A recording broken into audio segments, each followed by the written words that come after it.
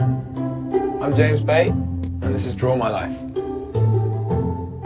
This is me. I was born in a little place called Stevenage, which is just outside of Hitchin, which is the town I grew up in. And as a kid, you know, there was music in the house a little bit, but the first thing that I got into as a kid was art and painting and drawing. I used to just, all day, I used to just be sketching stuff and sketching people. I used to always like to draw people. I've always been interested in people, and, you know, I used to like Mickey Mouse. Wow, there's a terrible Mickey Mouse for you. My parents, you know, they had a cool record collection. Here's my dad. He's got a big face. And there's my mum with her crazy hair. And she used to wear really big earrings. You know, my mum used to play loads of Motown. You know, my dad would play loads of rock and roll. One day I heard this tune by this guy. His name was Eric Clapton, and he was part of this band called Derek and the Dominoes. The song was called Layla. And it just kind of blew my mind, you know. I heard that riff, and I couldn't get enough of it. And I said, you know, what is that? And my dad told me all about it. He told me about this guitar in the house. He bought it off my uncle, because my uncle never learned to play it. So my dad bought it off him, and he never learned to play it himself.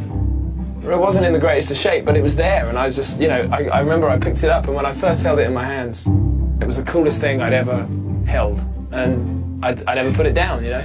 I got my brother and some friends together, and they started learning some instruments too, and eventually we started a band. I've been learning to play on my own all this time, and suddenly you're playing in a room with all these people, and it's just the greatest feeling in the world. When the drummer clicks 1, 2, 3, 4, and everybody comes in together, it's just the greatest thing. So anyway, eventually, you know, I kind of had to get a job. So I was working in a bar. It's not really necessarily like my kind of vibe. Loads of bars late at night all the time. It wasn't then, at least. Now it's a little bit of a different story. But I worked there for as long as I could stand it. And then eventually I kind of realized, and I had this light bulb moment where I realized it was time to get out.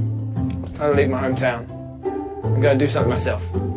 So I went to this incredible seaside town called Brighton. And it was this incredible kind of town with all these open mics and like bars and like loads of music, loads of live music. I kind of discovered songwriting at this point, and I wanted to try it out. I did a load of open mics, and I played a load of shows, and you know, there was a little bit of a following. Like, people were coming to watch my shows. People were coming to see me play. There's people with their crazy little round heads. And you know, for a minute, I kind of had fans. While I was in Brighton, I was listening to blues music. And I listened to this guy called Eric Bibb, and he had a really cool hat. So I went down to this hat shop called Mad Hatters. Then I don't know, there's no good reason, there's no reason at all for why, except for the fact that I saw this guy, Eric Bibb, playing guitar, sounding great, and he had this cool hat on, so I bought a hat. And that was me. I kind of decided that was going to be my thing. So then I went down to London. One night in London, I was playing an open mic in Camden.